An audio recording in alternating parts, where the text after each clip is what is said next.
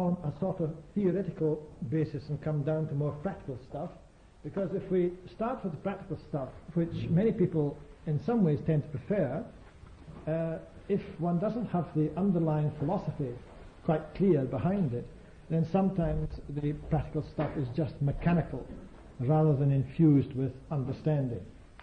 So give me perhaps just say a couple of minutes to have a look at what we might mean. For example, by education. This is a term which is used in all sorts of different ways. And if you ask someone, have you had a good education? They tend to think it means something to do with schooling. But schooling may have nothing to do with education. I don't know if you thought about that. The point is that it could be that they're asking you, did you go to a good school or something like this. It could be, on the other hand, that they're asking you how you reacted to what you got. If they say something like, well, have you got good education in New Zealand, they may be talking about the system. In other words, there's what happens to yourself as a person in becoming educated. There is the organized body of educative situations, some of which may or may not appear in schools, and there is an education system which often refers to the organization of all those situations, and there's even education used in a peculiar way, like the education department of university, which is quite different from the education department down in Wellington. We do quite different things. We claim we are doing education, and I don't know what they do down in Wellington. So what I'm really getting at is, if you haven't thought much about what you might mean by education, perhaps even that little bit of confusion might suggest to you that it's one of those dreadful terms, an umbrella term, and we use it in all sorts of different ways. Now, I just want to put it to you, and we'll come back to this in a minute, that there's very little education going on in schools. And I'm meaning that quite seriously. I'm not trying to knock schools or anything like that. And when we look at it from an astrological point of view, I think you'll find out exactly what I mean. One of the other things that we might just clear after those initial remarks is also that we have a feeling that if we say a person is an educated person, that something has happened to that person, that certain changes have occurred in some way. And therefore education, or the process of becoming educated, is very bound up with change, the idea of change. Now, I just want to remark that there are fundamentally three types of change that can occur, and not only within the larger universe or the environment of a person, but also to the person themselves. And that is, there is a type of change which leads to a narrowing focus, where one's ability to respond to information and to process that information becomes less and less throughout life. We could perhaps draw it, at the very worst example, as a type of cone, if you like, which will come to a final conclusion here. Now, what I'm really saying here is that one's ability to process information, to make use of it, to control one's environment, if that gets less and less, then you have a type of, if you like, pattern of change in the individual, a life cycle, which looks rather like that. Now you can draw it like that, or you can draw it as a series of decreasing spiral movements, if you want.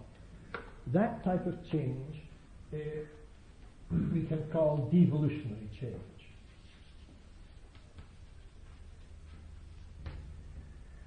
Examples of it? Well, the worst example, most dramatic example, might be someone who gets tied up with heroin and whose whole life and whose whole focus is, where do you get the next fix? Everything else goes by the board. One's delight in all sorts of variety of patterns of living begins to go. One's ability to respond goes, and you get this type of pattern. However, that's a dramatic example just to bring it out. This can go on, of course, all the time in somewhat less dramatic form. For example, if you're too lazy to get your A into G, that itself is a type of devolutionary change taking place, and as inertia begins to build up, and sometimes one goes through phases like this. One goes through phases, for example, you sometimes see it where people have split up, and you get a type of withdrawal from life which is rather sometimes less severe than, say, the phases one goes through in grieving, for example, after the death of a partner. But there are phases where inertia comes in and where that type of movement takes place. But as long as it does not continue beyond a reasonable point, as long as it doesn't continue, we're okay. So this is devolutionary. Now, another type of change is what I would call simple progressive or adaptive change, and that's where, if circumstances of life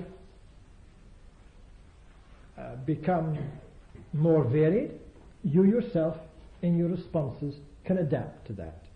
That's to say, the complexity of society may bring out a certain complexification of yourself, a certain amount of changes.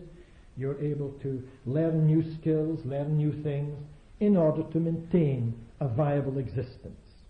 That is quite simply a simple sort of change. You tend to keep the relationship between yourself and the environment going in an adaptive way. So if you like, we'll call that adaptive change. And finally, there is, of course, as you can guess, there is the opposite to this, and this is evolutionary change, where you can look at development as a continuously increasing or expanding spiral, opening spiral. I'm not very good at drawing spiral from that angle. But that sort of action where you're certain rhythmic repetitions, but always at a higher level or a more complicated level, and so you have an inner complexification and diversification, if I can use words like that, an inner increasing complexity of awareness going on, and an increasing diversity in one's ability to respond to all sorts of things. Now, this is to the extent which is greater than that which is needed for survival. And if you think about it, this is the one that very often we like to think that we're on that path, but in fact most of us are probably on that path. Why? Because this is the one and the only one that gives you real control over your environment, because you're able to anticipate, and you have already got skills which may not be required at the time, but which can be immediately evoked to control, and you see the possibilities and you can choose. Now you may think, oh, but we all do that. And I think that one of the first things that one learns, especially in esoteric astrology, is that one certainly does not. One is mechanical. And the old argument about whether you have destiny, and the destiny is shown by the chart, and that whether you like it or not, you will go through, you are fated to go through those things. Many astrologers have reacted against that, I think quite correctly, because that was not implicit in astrology, but it was very often the case that people in fact do respond solely to the events and cycles as they come up in a purely reactive way. And so I often think that sometimes one can be highly successful at predicting what is going to occur simply because people are mainly machines. Now this may be an unhappy thought. The evidence is overwhelming in psychology. So the great challenge, if you like, is to take control of your chart, to take control of your individual planets as they move into particular significant aspects of things. In other words, to begin to take control of your life. To do that, you have to deepen your understanding, and you have to, as it were, this is an internal complexification, and you have to be able to be diverse. You have to be able to respond to a wide variety of experiences. Only then have you any hope in becoming less mechanical, more free, and that, of course, is our hope. And that's also part of the spirit of what we call the Aquarian Age, that we should be moving towards that. But don't let's kid ourselves on, we're not anywhere near there yet.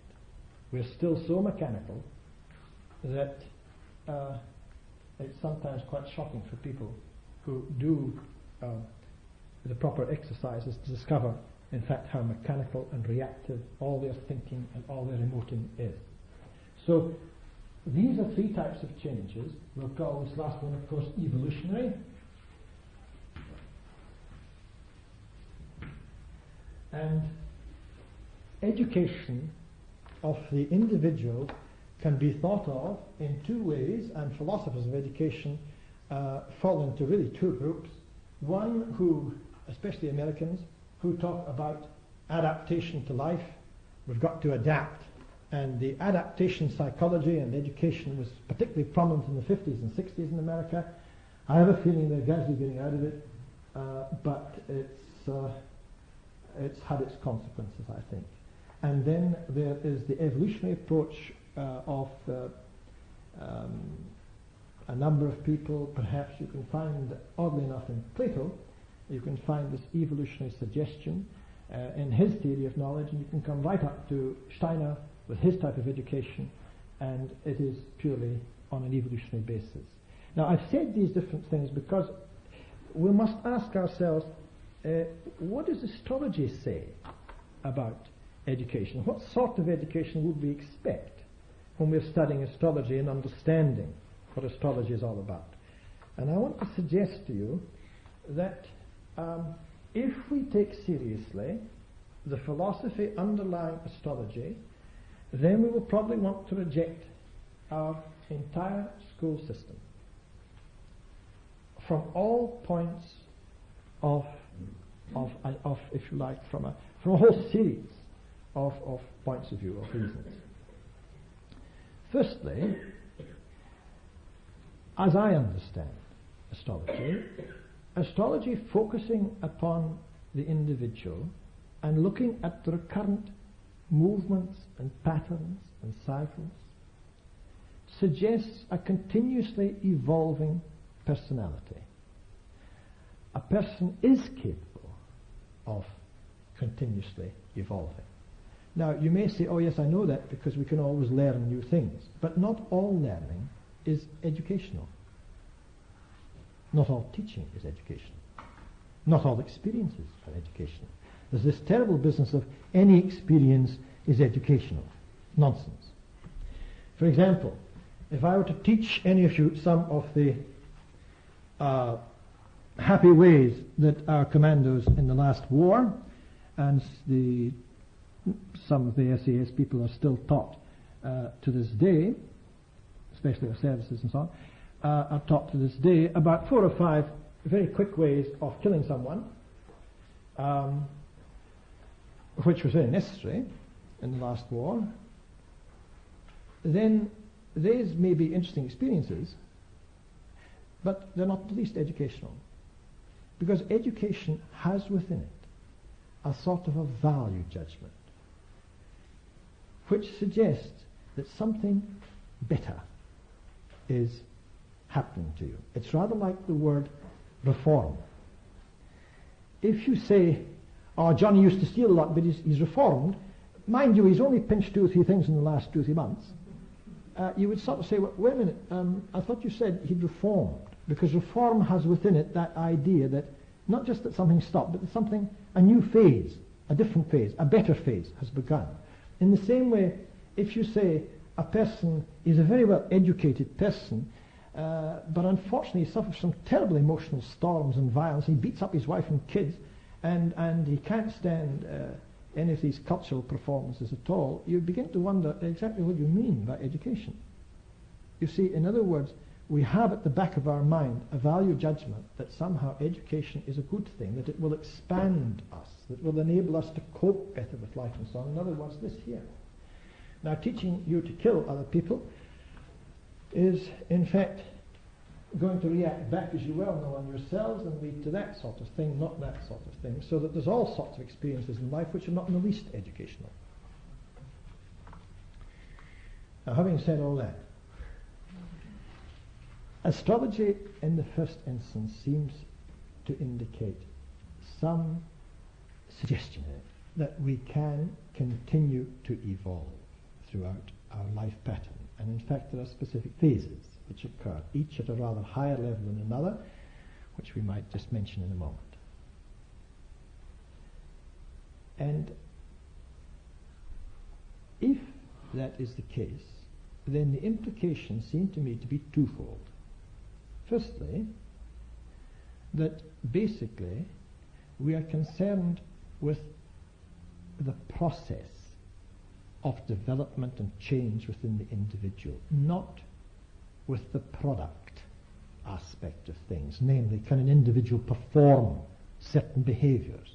We know that that's part of it, but we're really concerned, I suggest, with what's going on in the development of the person, not whether he or she can perform to a satisfactory level in certain skills.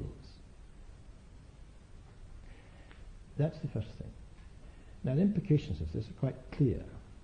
We have a school system, for example, which is based on the product idea of education. Namely, can young Johnny read at such and such an age? Can he read well? Is his reading age this, or is his reading age that? Later on, are you going to sit school cert? And are you able to perform in particular ways, show certain types of behaviours? This is a very sort of one-dimensional approach to things. It has really nothing to do with the person. It has to do with sets of behaviours. And if you want to look at someone as a collection of behaviours, then join the behaviourist school of psychology. I've even heard some of my colleagues in the staff room talking about such monstrosities as well. He showed reasonably good mathematical behaviours, but when it came to English behaviours, it wasn't so good. I thought, God almighty, what's happened to us? And as a psychologist as well as a philosopher, I can assure you that I was quite horrified to think we degenerated that far. Or perhaps it's just my university department of psychology that's degenerated that far, I don't know. I understand Oxford's in just as bad a shape. So we have in fact got this appalling, it's true, everything I've heard about the courses are just the same. So that we have this appalling business, you see, of people like the, what's his name, that character, Wellington, isn't it, who walks around wanting a core curriculum and talks about excellence. He's not talking about people, of course. He's talking about better behaviours of about 10% of the population as measured by some peculiar measurement evaluation thing. And the core curriculum is a horrifying, if you like, affirmation that we're not really interested in people, but we are interested in what sort of skills or behaviours that people like mechanical robots may show. And we're not only interested in that, we're actually only interested in the upper 10%. God help the rest of them. I don't know where they're going to go. So that's the sort of implication of what we're actually doing in the school. At Teachers' College, they have a course which is compulsory called Measurement and Evaluation, and they have no course at all in what might be called the psychodynamics of the classroom. Namely, what about different sorts of people moving at different rates, different temperaments? How do you get on with them? How do you deal with them? And what about your own temperament as a teacher anyway? That doesn't occur. There's no way that occurs anywhere in the programme. So if you're worried about what's going on in schools, you can refer back to the whole peculiarly distorted concept, partly psychological, partly educational, which deals with you just as a product. Can I butt in, David? When I went through training college, one of my most precious possessions was a two-sided cyclostyle sheet on discipline in the classroom. Yes. I practically slept with it in my first year of teaching. Yes. And another thing that came out from your talk was that schooling, as opposed to education, is nothing more or less than eliciting a correct response.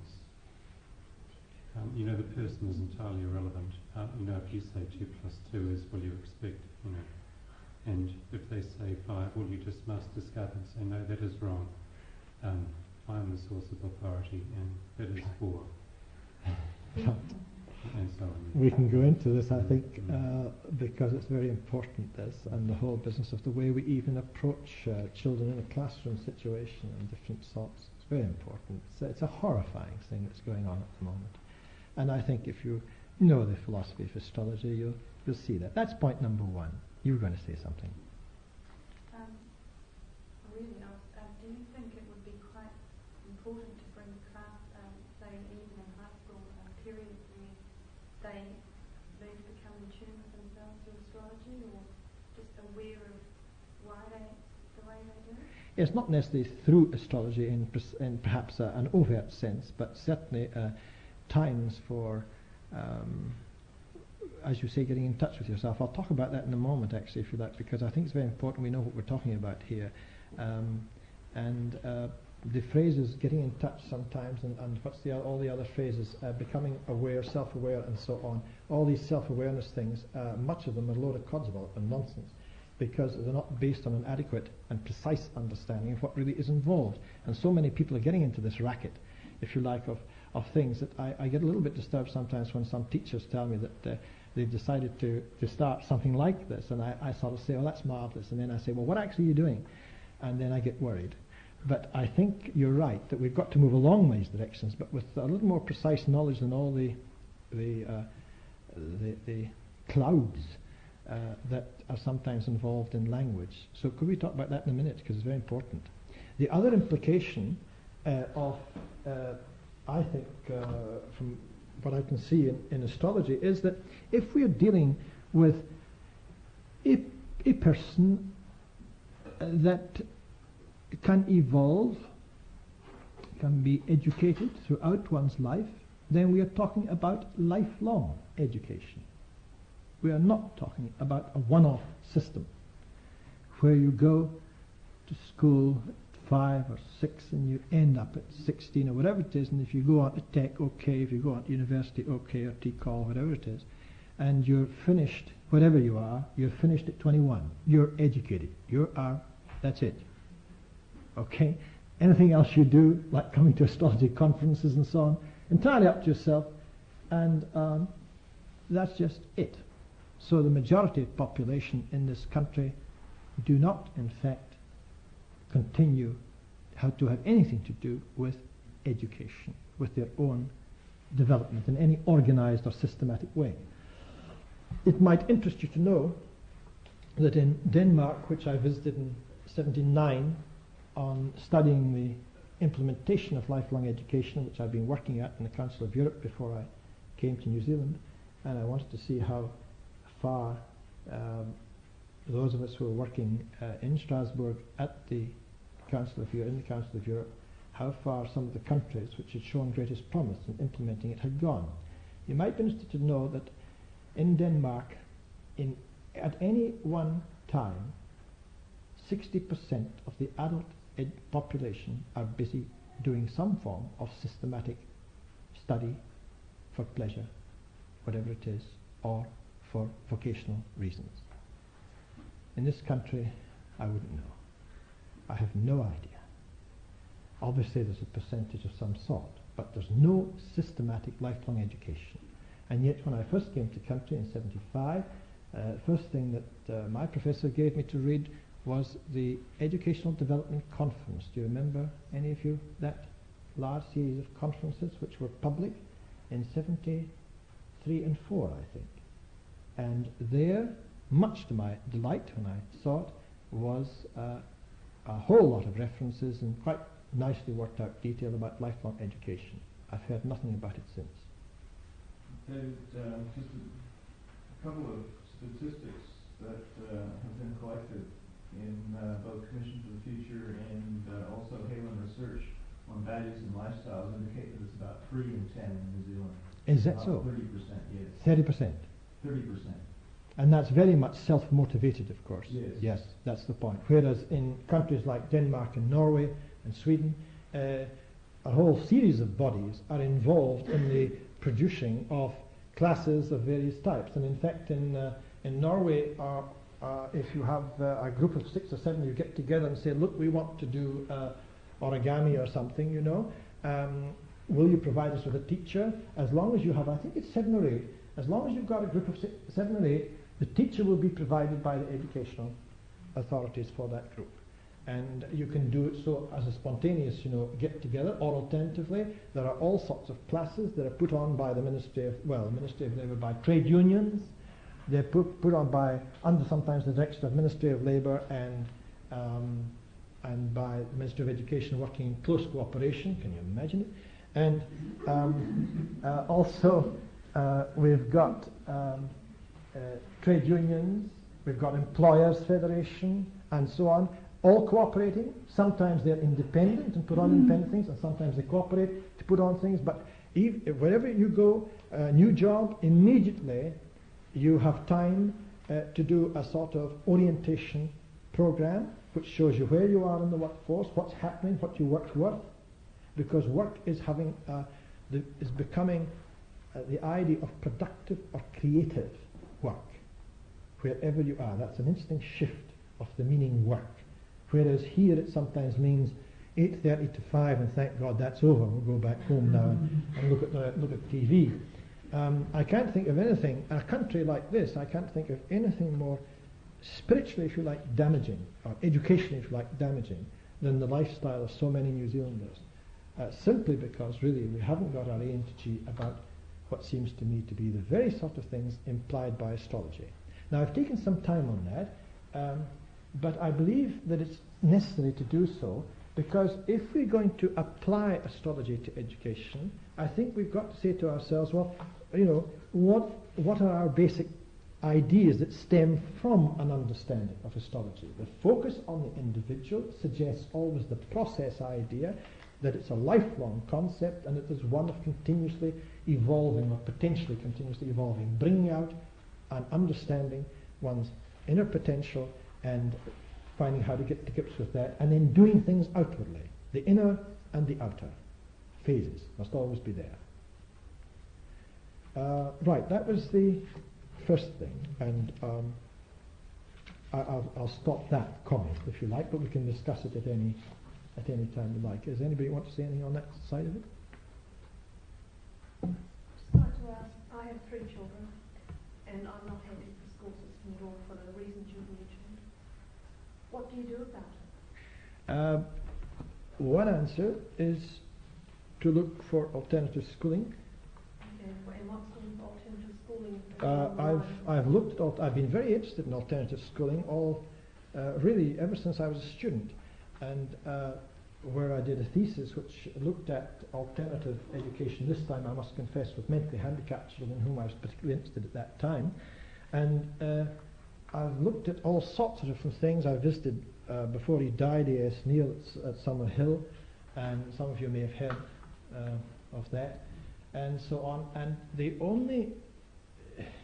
not the only school, I think the 3 of them stick in my mind, but the only school system which has actually got itself properly organised, as distinct from the individual schools set up. I mean, like, for example, Dartington Hall in England, or a school near Witte in Germany, which are set up by people trying to put into operation perhaps some of the ways of thinking that I'm sure we would tend to want to agree with. Yes, apart from those individual schools, the only schools I've ever seen which recommend themselves to me as absolutely on the lines, of course, are the Steiner schools. Well, I've only just recently heard of those, and I don't really know much about them. I wonder if you could Yes, mention them at all. would you like to see me later? I think the reason is that I don't want to be diverted solely in talking about that. I'd be very happy to talk to you about that, because I'm very engaged at the moment in working. I teach a course actually at university which deals with Gurdjieff and with Steiner, and in particular we bring in, it's becoming enormously popular. The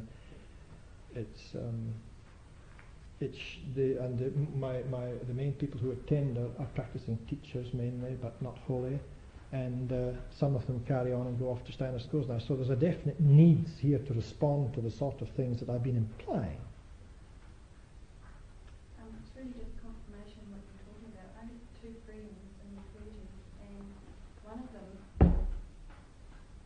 very bright intellectually, they went to school together. The other one is more to the nature in general, and he feels really inadequate compared to this other friend of his because the other one is very verbal and he can express himself in most ways. And I tried to actually say to him, well, look, take the one who's intellectual into your environment and he'd be lost. You're good in your own field. And Right. that's like, if he had been made to feel that way at school, that he was good but in a different field, Right. he probably would have applied himself Right. better Yes, indeed. to the education side. But already at school he felt like he was dumb, Yes. Oh, yes. There's so many people made to feel they're dumb simply because, and all the real creative talent Right, is made to feel good. yeah. He probably would have been That's more easily adapted to yeah. the education. Okay, let's then perhaps move a little more into the astrological link itself in a more practical way, if you like. There are, if you like, three major aspects of a person, and they are dominant at different times. There's the biological life path of a person, which, if you like, one can draw as something rather like this.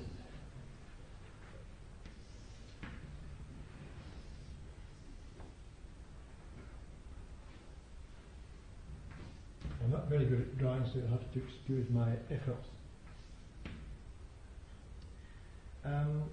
We're starting off here. We'll say this is 20, we'll say this is around about 40, and we'll say this is around about 80.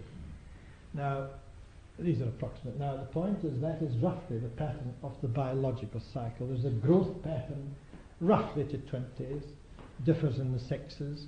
By 21, a woman is usually very mature compared to a man whose growth processes don't really finish to around about 24. So the women, as usual, are the stronger sex. At least up to that point. I have to. And you then have, if you like, the gradual utilization of those biological capacities and strengths, and then very gradually there is a decline in that. That's the customary sort of pattern. There is also, of course, the psychological aspect, the psychological life pattern, which, if you like, tends to have its particular phase here. It comes through to around about here, and at that point two possibilities occur. One is a continuance of this involutionary lack of anything, interest, or anything like this, and that is, I think, unfortunately, often the picture we have of old age. But in fact, it's not this way. You can have another one that goes this way. We'll talk about that in a minute. Because to do that one, you've got to be able to know what's happening and utilize, if you like, your planets at the right time. Then there's the spiritual life path. And it again has its particular importance, but I want to draw it rather this way at the moment.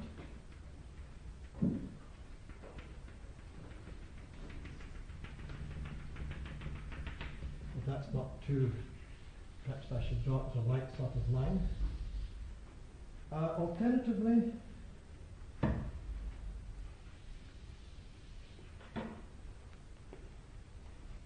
so can I now explain what we've really got here? We've got wonderful opportunities and rather hopeless positions, both in the same chart with regard to these three aspects. The biological one is fairly clear. Your growth, your equilibrium, and, if you like, your involution, as we call it, involutionary pattern. Your psychological development has its own specific things, which we'll talk about in a moment, and the personal planets, Moon and Saturn, are particularly involved in this. At that point, Saturn tends to change his role slightly at a later stage, and then you come to this stage here where you can either go up or you sink down. Spiritual development, which is very much this business of getting in touch and self-aware, with most people I suggest rises here, and then unless something happens round about the 27-28 period of life, between 26 and 30, the pattern can in fact, rather dreadfully, come down here. And I'm afraid that's only too common. And it's a dreadful thing to see. Here we can in fact move, and then round about here you can have another uplift which takes off up here. So you can decide which pattern you like to be. After it's gone down, it's really hard to go.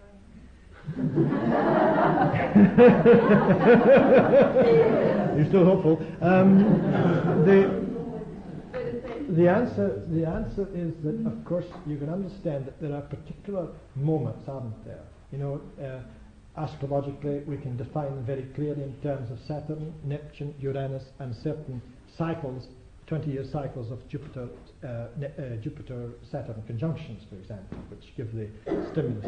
The way we won't just go on to that. But the main thing is that there are those specific points. And you know what Shakespeare said, there's a time and a tide.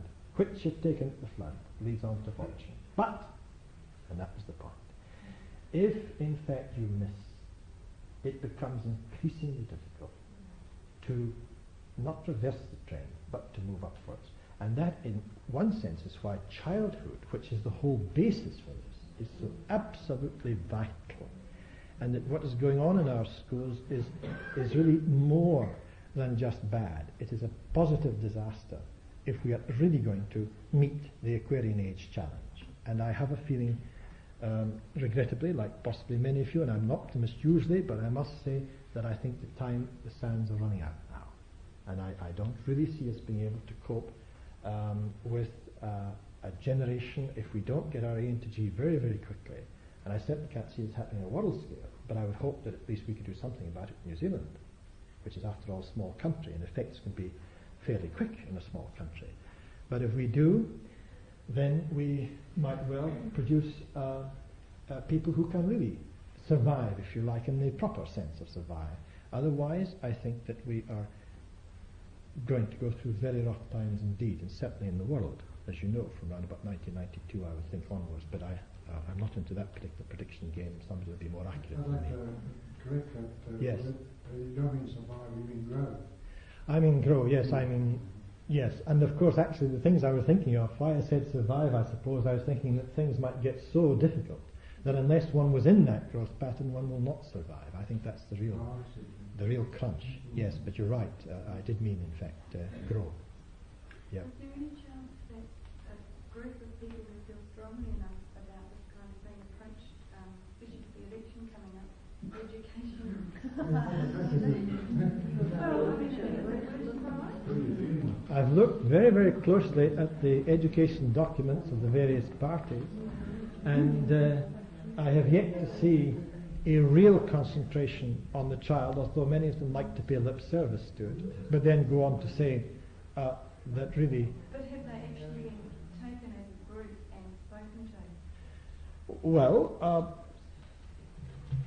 I would think that... no, I don't know. I would have thought that people like, for example, Beetham used to be a lecturer at Teachers College at one stage. He ought to know better how to formulate his policy, but I wasn't the least impressed when it came out. It was okay, you know, the usual sort of thing. It's always okay on pieces of paper until something happens, but what I was looking for wasn't there. I was looking for a definite commitment to lifelong education, because that itself would have shown that there was a definite thinking along lines that we've just been discussing, and an acknowledgement of this type of pattern possibility that you can in fact rise up and grow, but I didn't see it. And I don't see it in any of the parties. Is there any party that looks more hopeful than any other in that regard? No. So much of a muchness. Well, there's one, of course, that's worse, but I couldn't, and it's record, but I couldn't, I don't want to go into party politics, but I mean, I don't think we've ever had, following especially Gander, so it's not so much party politics here, but as you know, Gander was Minister of Education in the national government before Mayor Wellington. And therefore, it's not a party thing. Gander was much more aware and much more helpful educationally of this. But as you know, he was beaten, lost his seat, and was transported very quickly by Muldoon across to Britain to be High Commissioner across there. And so that was that. His successor, Merv Wellington, has been a total disaster. A walking disaster area. So I really don't know, but if that's the way that particular party carries on, I've even less hope than perhaps the others, but I don't know. Can I just say, sitting here listening to everybody, everybody's always going on about education, and I agree with most of it, and I certainly agree about Mr. Wellington. But I must just say that an awful lot of parents seem to think that it is entirely due to the education, and an awful lot more could be done by parents. Right. Yes, But you I see, wanted to make the same point, yes, actually, that, you're right. that children who've got a good thing going at home will survive all kinds of disasters or Yes. limitations in the education you certainly system. can. That's absolutely true. And in fact, come up smiling. yep, it may be interesting. I visited the Education Board at Hamilton recently and was told the most interesting thing that I don't know whether it's common in other boards, that in Hamilton they're getting quite concerned because so many parents are withdrawing the children from schools and banding together to provide a home education. In Auckland, there are over 600 children from withdrawn from school. Is that so? That's most interesting. That was 12 months ago. I don't know what Yep, that is most interesting. Well, Oh, the yeah, same you trend. can't do that. Yes, it is. In a lot of countries you couldn't do that. Some countries you certainly can't. That's right.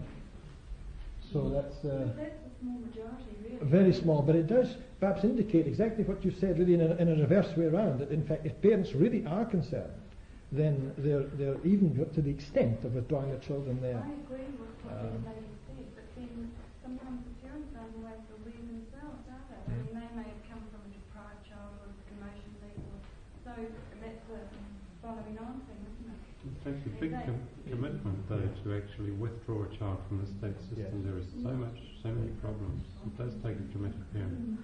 Hopefully, they're on the right track. Oh, I agree with Yes. that, but the percentage is so small at this stage. Yes. At this stage. Sometimes the parents themselves are not aware of this kind of thing. Possibly. So how can you expect them to help their child through doing that? Okay, now let's go, if you'd like, to shift to the phases in this. There are, as you know, 7-year cycles going on throughout. And this relates to the way in which we look at the astrological factors.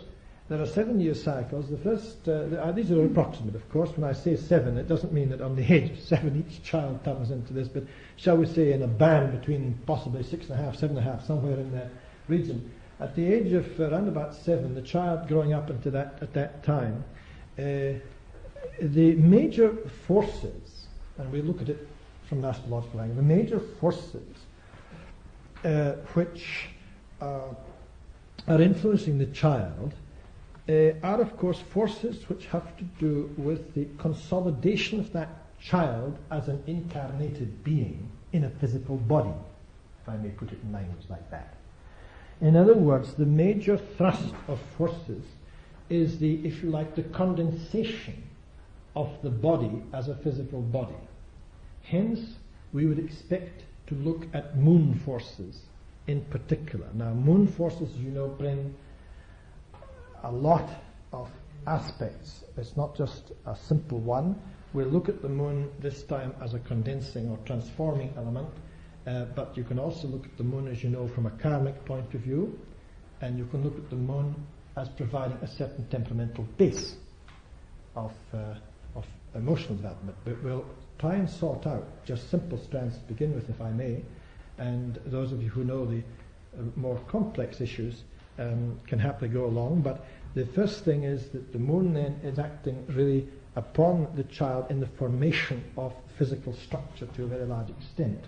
Now this has to be balanced, and it has to be balanced by really the movements of the personal planets, if you like, in particular Mars.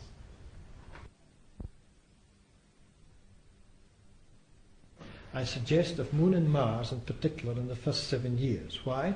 because we're concerned in the one case with, as I say, the structuring, the forming, which is often given rise to the idea that Saturn is involved. Saturn is involved with structure, but we'll talk about Saturn in a moment. It has to do with the ego, or ego if you want to call it, whichever, English or American.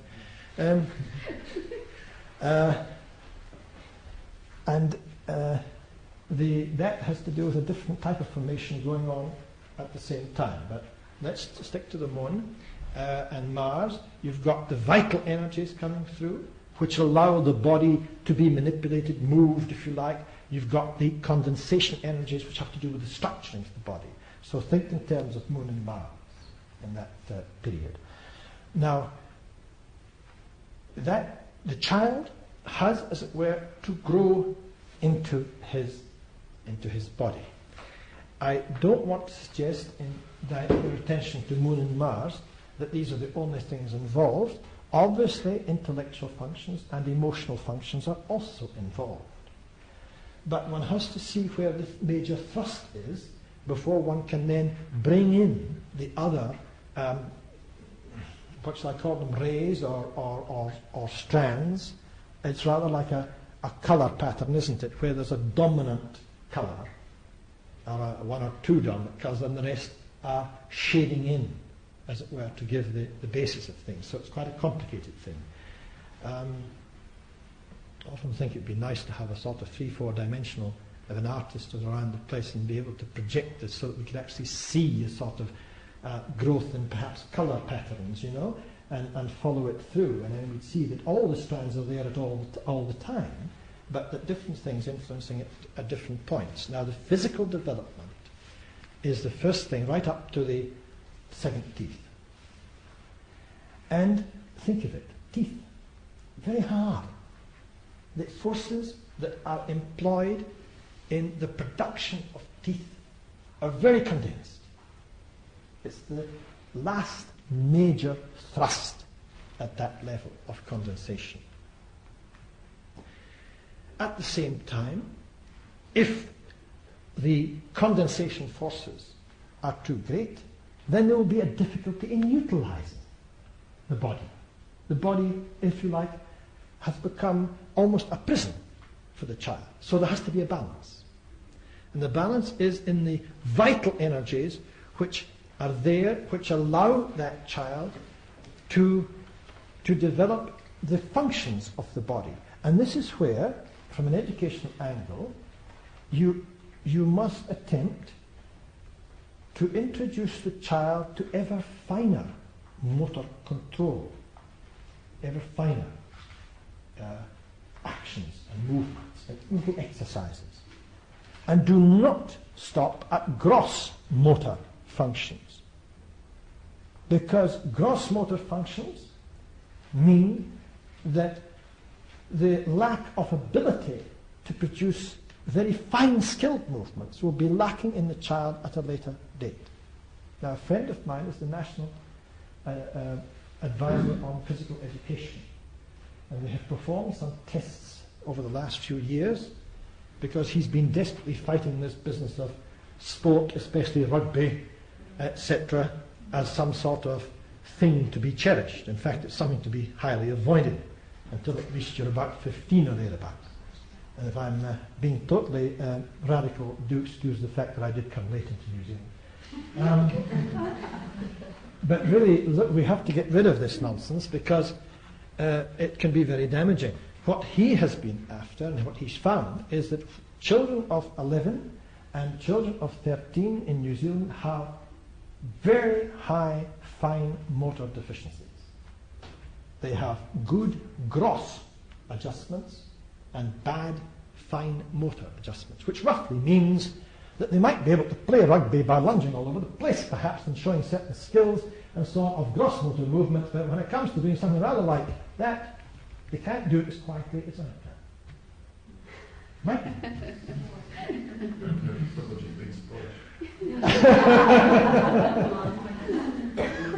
And not only that, but some of them might even think it's sissy to be able to do that, which is even worse. So what we're finding is that this business, especially of starting young children off whatever age it is, 9 or whatever it is, 10, to start playing rugby is something that used to be avoided like the plague. What we're really after, especially in the first 7 years, is a gradually helping that child to gain finer and finer control of the body into which they are merging, if you like, their ego consciousness. And this can be done in all sorts of ways. I was looking at a class in a kindergarten, actually in one of the Steiner schools. I'd never actually looked at a kindergarten class. I'm in some ways not as an educationist very interested in that. I've never really been in there. And I know it's terrible, but I can't be interested in everything. I mean, I have a lot to do with adults, but I've never really been in a kindergarten class. And I went along to see exactly what goes on, and I was very impressed indeed. And in fact, I was busy trying to do one or two things and found I couldn't do them. For example, they were teaching just a very simple thing, which I'm sure any of your teachers will probably know. They were teaching them something to do with a rabbit in a hole or something, you see, and they had this finger, right? And then he had that finger, and this had to be up there. Well, that was fine, I can do that. And I can do this one, but something happens to this one. I can't get them up there. I don't know if you can try it if you like yourself. Some will be good. You see, I can do that fine, I can do that fine, that's fine. This is not in the least fine. I'll get up just no more. And this one here, these kids had no bother.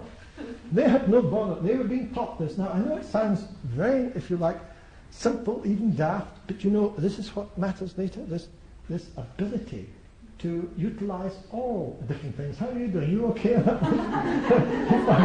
probably dance that better than me. It's more difficult, isn't it? And I was busy trying to do this, and I suddenly felt, good heavens, I couldn't do it. Everything was wanting to come up together, you see. Now, this is typical. I mean, if you take it into all sorts of different things, this is quite typical. You can see what I'm after. You know, we have a body, we've got to use it. And we've got to be able to use it in very fine ways, because the finer gradation of use is the finer gradation of consciousness regarding the body. So movement and things like this is what the children should be doing, not some sort of lunging around or that sort of thing. Of course there's a time for doing that as well, you know, and getting rid of energy and that sort of thing. Of course there is. But I was most interested just in that little exercise, and that's the way. Now, in those aspects, we're really asking there for a balance between moon forces there and the Mars forces. But of course, at the same time, the intellect has to be involved in one sense, that this is what is developing that fineness, if you like, of consciousness. So we won't leave out these other aspects, the emotional aspects and the feeling aspects and so on. The major way a child learns at this time, of course, is through imitation. Remember that. So, for heaven's sake, do not let a young child like that sit in front of TV, and do remember, especially in the first 7 years, as a parent or anything else, especially as school teachers, that this is the age when they imitate. And we have so much evidence now in psychology of the way that children actually behave is because they're attempting to perform what they've seen the adults do. Pure imitation. And of course sometimes with horrifying consequences when you think of the TV programs that some children are allowed to sit, to come in at whatever it is, 3 o'clock, 3:30, they want I was going to say a jam butty or something, they want a jelly piece, so I don't know what you call it. They want something to eat, and they sit there in front of the TV with this dross of additives going into them anyway, which doesn't help matters, and they sit there and they sit looking at this TV, and it's a purely passive thing which they will then later attempt to think. I can't think of a quicker way of killing the child's growth than that. So we have a lot of education to do there. When we come to the second 7-year aspect, the colour of dominance shifts a little to the feeling life of the child. You see, in the first part, the Saturn influence has just been sufficient to allow the ego to become conscious mainly in bodily aspects, mainly through and in bodily aspects. That's where it's beginning to move in. But you come then to a more ego-expressive type of situation, especially rooted in the feeling of the child. And this second 7 years is more to do with the feeling component, where the child begins to want to express himself as an individual, but comes immediately up against the fact that so do other children. And so the beginning of socialization in the real sense of the word, as distinct from the horrifying sense of the word, which simply means conditioning from early childhood upwards, but socializing, perhaps, in this way, where the child begins to play with other children, not just alongside other children. And that you have to watch and notice. Now, it's at that point that something else comes in, which I haven't mentioned, and that is the distribution, especially of the personal planets in earth, water, air, and fire. Because here, if you have, for example, a deficiency in the feeling side, it's especially at that point that you've got to watch that there is a good emotional nourishment, that there's a lot of affection and security here, because the child, if you like, has that, if I say deficiency, has that challenge, if you like, in the life pattern to meet with, especially at a later date. If you have a deficiency in any one of those aspects, you're going, as part of, if you like, I was going to say a problem, I don't like that. Problems suggest that they're difficult things. Challenges are better. It's part of the challenge of growth. That you have, if you have this, that's the area where you've got to learn so much if you're going to become an individual in dynamic equilibrium, a balanced individual. Similarly, at a later stage, in the third 7-year cycle, where the consciousness is coming through at an intellectual level, and there's a confrontation now with the real world, in a sense, outside, ego realization. I like those 3 stages, which goes there from adolescence right through into adulthood, especially up to about 28, is the confrontation now with the world and the manipulation intellectually of this. Again, at each of those stages, it's necessary to aim for fine control. So the child ought to be able, for example, through drama and movement and various other things, from 7 to 14, to develop a fine awareness of their own feelings. And then intellectually, at a later stage again, it's the fine, creative, and more precise things you're looking for. Now, how you can test this and what measurement and evaluation examinations does at this stage, I would shudder to think, because it just completely wipes it. Completely wipes it. So we're in danger of destroying our children through our school system in terms of their potential and the equilibrium they can achieve. Now, that's an example of this early stages. And when, of course, between 21 and 28, that's the time when these 3 aspects coming together and the continuous movement of Saturn here becoming more important, you move into that 28-year peak, where in fact you come to a different cycle. But that's when in fact you should have, up to that point, tried a whole lot of different things and then begun to settle on the sort of direction that your life pattern will be.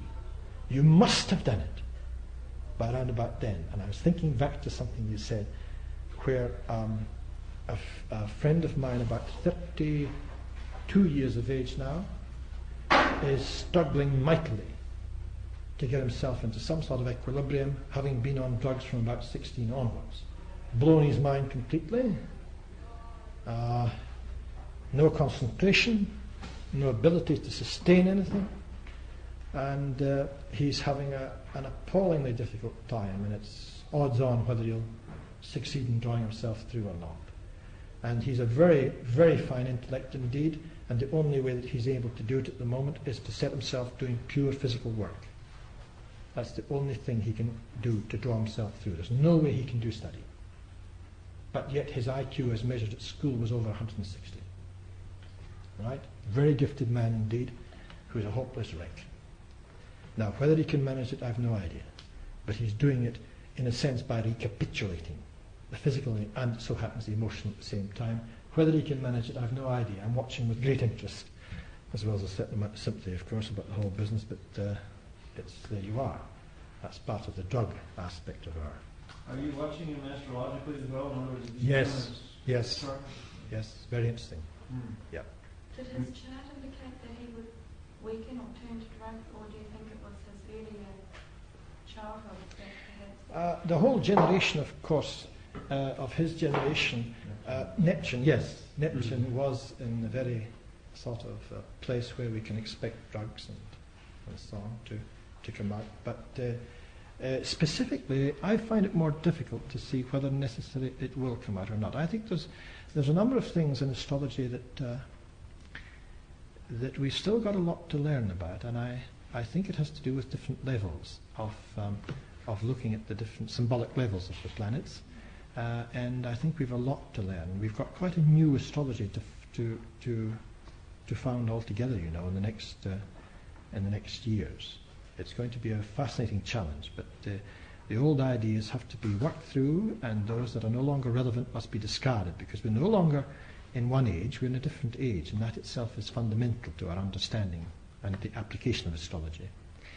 So there we are, we've got these phases, and they go right through, 7-year cycles right through. When 28 you come through, ultimately through, I won't go through each 7-year cycle, up to about 56, and so on. Now I've talked about that, and everybody knows the Saturn return and so on. The 3 phases can be designated as essentially the physical ego consciousness through and ego realization through the physical structure, and here I am in the world, here I'm going to do things, and you start your life pattern. As you come around to the 28 level, you're beginning to start thinking about more, if you like, deeper things come into existence. You begin to realize that you've got a certain place in, if you like, in society, that you may owe certain things to society, so you begin to be more aware of social responsibilities, if you like, and also inwardly spiritual developments taking place, which from round about the 40-42 element will begin to rise up or go down, as the case may be. And finally, the last one, of course, is where the spiritual life path in particular should be taking off. That's the major thrust there. In some ways, therefore, there's an imbalance occurring at the moment when so many young people, especially around about 17, 18, 19, are caught up in all sorts of realization, self-realization, mystical studies and all sorts of things. Don't get me wrong, I'm not against it. I'm only suggesting that sometimes there's a terrible imbalance. They are not ready for it. It's the same as some of my students trying to take philosophy. I don't want to see them if they're around about 20, 21. I'd like to see them when they're around about 28 to 35. Then we can do some philosophy. They have no idea what the hell I'm talking about. It's an intellectual exercise. And they're going to be very clever about it, and they're going to try and give me back everything I've written down. And when you give them an exercise where they can't do that, they're lost. They've no idea, because it's only an intellectual exercise. When you get experience, which is necessary for the certain aspects of, if you like, deeper intellectual and spiritual things to take off, you've just got to wait. So you can learn as much as you like from all sorts of characters with all the little groups going around, and they're acting as nice little gurus, and I'm sure the ego trip is good because all these students are busy saying, oh, you're wonderful, how much knowledge you have, isn't that marvelous, and so on. And of course, it's very dangerous. It's very dangerous because one of the things, as you know, on the esoteric path, those of you who are interested, the greatest danger is always the ego tripping. The idea that, oh, I know something you don't know. You see? What a pity you don't know. That sort of thing, you see? And that is a horrifying thing. It's an ego tripping, and it's one of the things that lead you on to serious difficulties in the esoteric path of development. Now, rather than have this type of guru nonsense going on, because we don't need gurus around the place at the moment, we're quite different. What was good for 2500 BC in India was not any good for 2000 ED in what might be called a sort of scientific technological society. We have a different way of going through these things. So one has to watch very, very carefully that it's nice to get an idea of it. So it's fascinating in some ways, but you've got to watch that they bring it out all the time, in action, in life, in movement. Don't let them sink in, as I've seen it done in one or two small groups in Hamilton, where they sit around just about contemplating the navel all day. And one of them has, unfortunately now reaching the age of 20, I think he's about 27, 28, is a total mess. And I just don't know what's going to happen to him at all. He's just a total mess. Will tell you anything about, theoretically, about anything from reflexology to initiation, according to him. He doesn't know the first thing about it, but apparently he's been initiated. I've only met one initiate in my life. I've never met anybody else, but I've met tons of people who claim to be initiated. It's a load of cosmo. But having said that, so now that start you thinking about other things. There is one thing, and that is, I've mentioned Saturn, got to watch our time, and I'll just mention two other things, and that is, of course, at the very time that, as you know, Saturn's coming around, you see the cosmic aspects are playing a role, but very quietly to begin with, and then each successive time somewhat deeper. Uranus, of course, makes a trine, as you know, with your natal Uranus, round about any time from 26, 27, 28.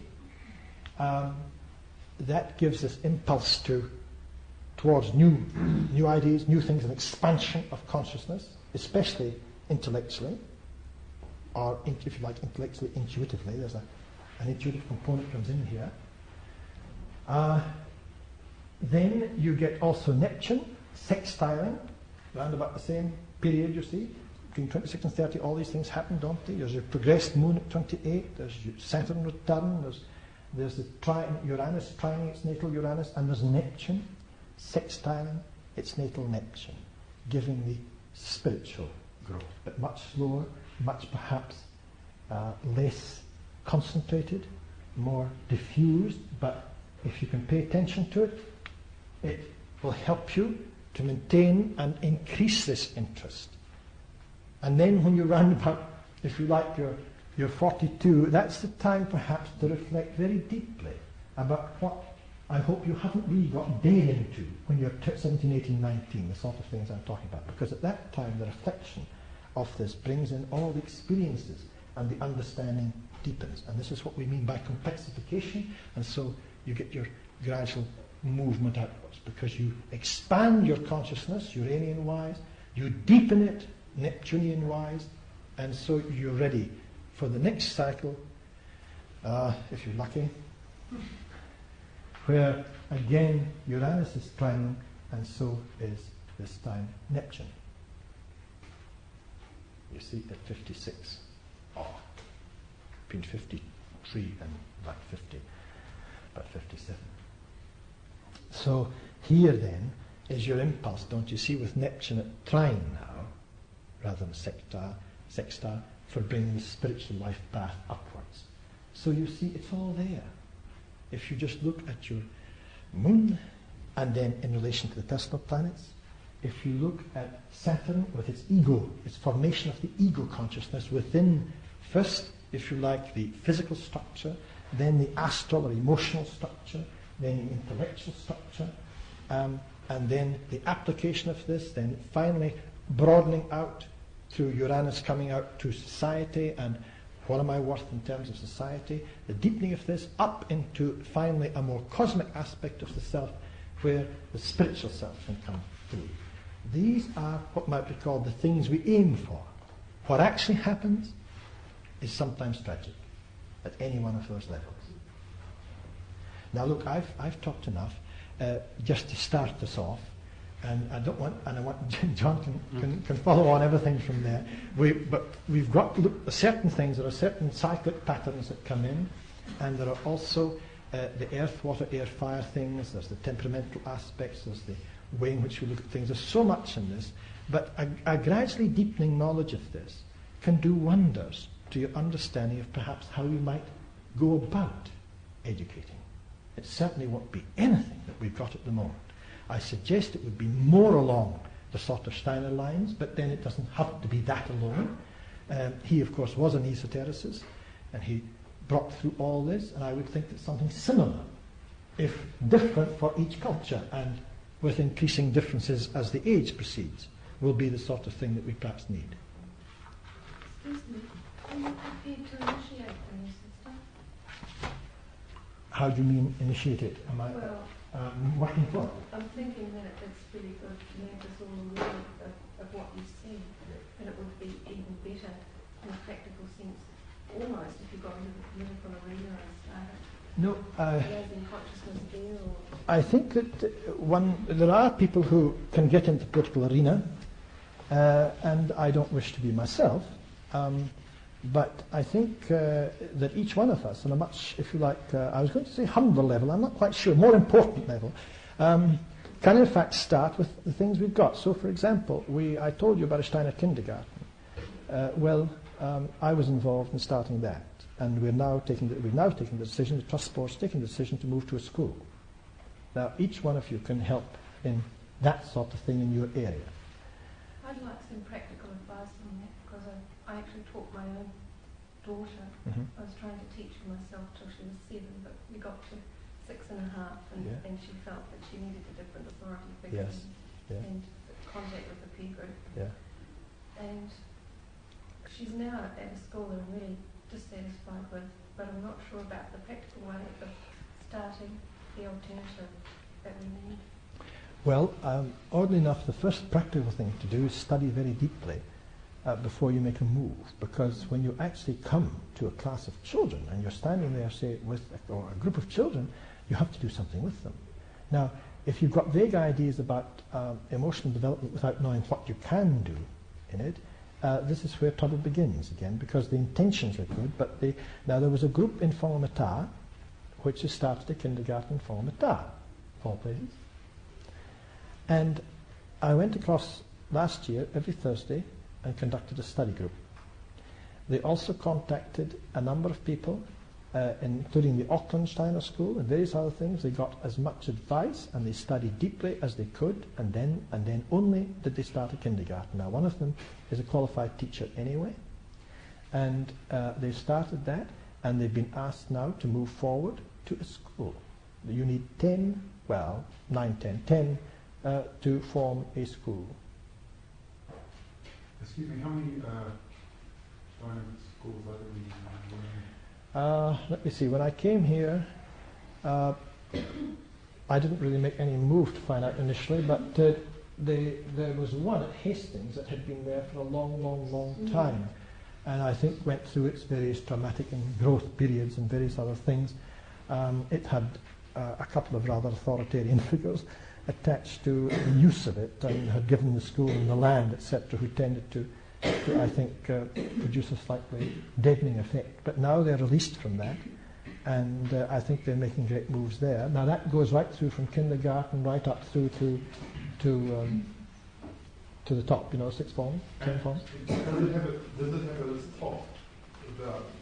Must it, by law, at the top have a UE school system? No. What happens in their school system, rather interestingly, because Germany has now turned over to so many of those schools that, in fact, at the present moment, any of you know the German magazine Spiegel? Yeah. Yeah? Well, now, Spiegel is, as you know, it's rather like Time magazine, only a damn sight better. Damn sight better. It gives you everything about almost anything you like, It keeps you really up to date. Everybody reads Spiegel in Germany. And it means mirror, and it does really mirror so much of what's going on all over the world and things. It's really very, very good, keeps you right up to date. Now, in Spiegel, they've had to take it so seriously now, the biodynamic farming, the whole of the what we call curative education stuff, that's mentally handicapped children, the normal education system, that they're running a whole series of articles at the present moment. The first 4 have appeared. I haven't seen the last one. I presume it will be there when I go back. And they're running a whole series of, I think, 5 or 6 articles. Now, if it can run in a magazine like that, I can assure you, it is having an enormous effect. When they're not running articles on background. Sorry? When they're not running articles on background.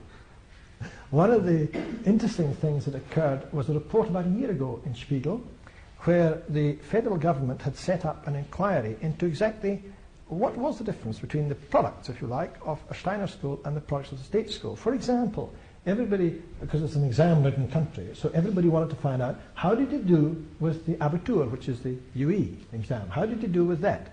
So they made an investigation, and to the horror, not of the federal government, but of the educators, who had been promoting the excellent academic qualities of the German system for the 10% who made it, for a long time, to their horror, they found that the people who sat the German Abitur, the German UE, who had never sat an examination before in their lives, because there's no examination in Steiner schools, but at the 6th form, you say to children, now look, there's an examination which which gives you entree to university and various other things. We don't want you to be a disadvantage because the system is like this. So we'll give you an opportunity, any of you who want to sit this exam.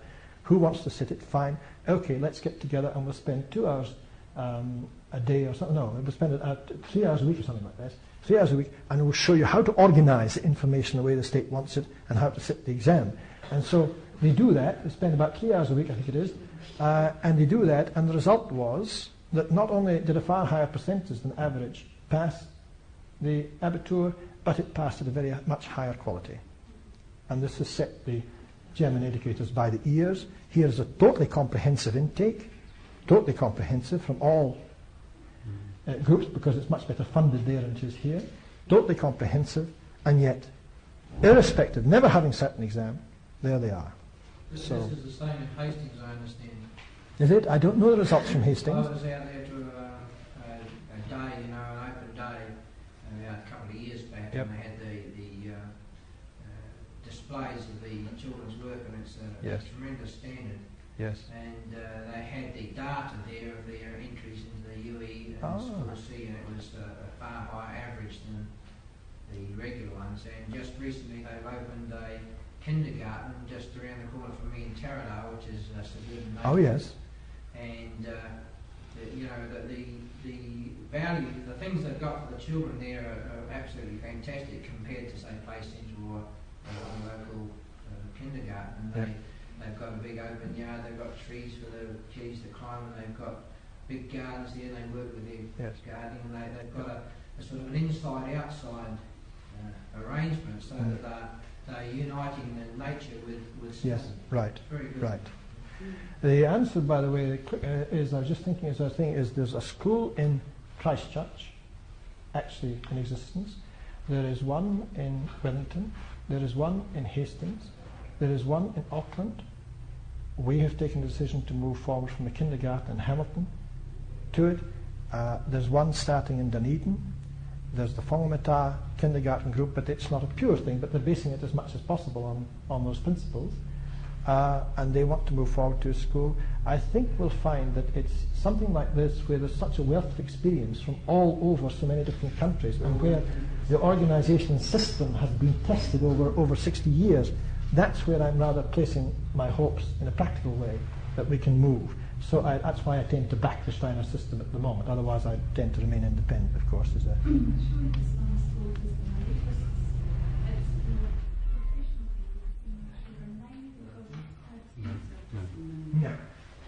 You may be correct in certain instances, and the instances you may be correct in are where the funding of the school is not helped sufficiently by the governmental things. Now, the worst countries for that are New Zealand and Britain. They give so very little help that I suspect that you might be right, that there should be a certain amount of elitism there. I do know that in the Hamilton kindergarten, there's none. And in fact, we have, like most Steiner schools, to cope with a lot of people who really can't afford even the small few dollars a week that it is. So that we have this problem, and it's a problem especially in Britain and in New Zealand. In other countries, it's far better funded. In some places like Bern Canton in Switzerland, they've almost gone wholly over to this system altogether. It's an integrated part of the state system, except not integrated in our sense of the word, where Merv Wellington then decides exactly what's going to go on. It's integrated in the sense that they're regarded as part of the state system, and therefore have all the usual benefits, and you can send your child there without any difficulty or cost, you see. And there's also quite an area of people who it's where they decide to put their money. Yes. So that, because it's all very well to be accused of being having the money to send your child to a school like that, but often those parents have got far less than someone done. That is right. We have a lot of solo parents. They're choosing to put it that way.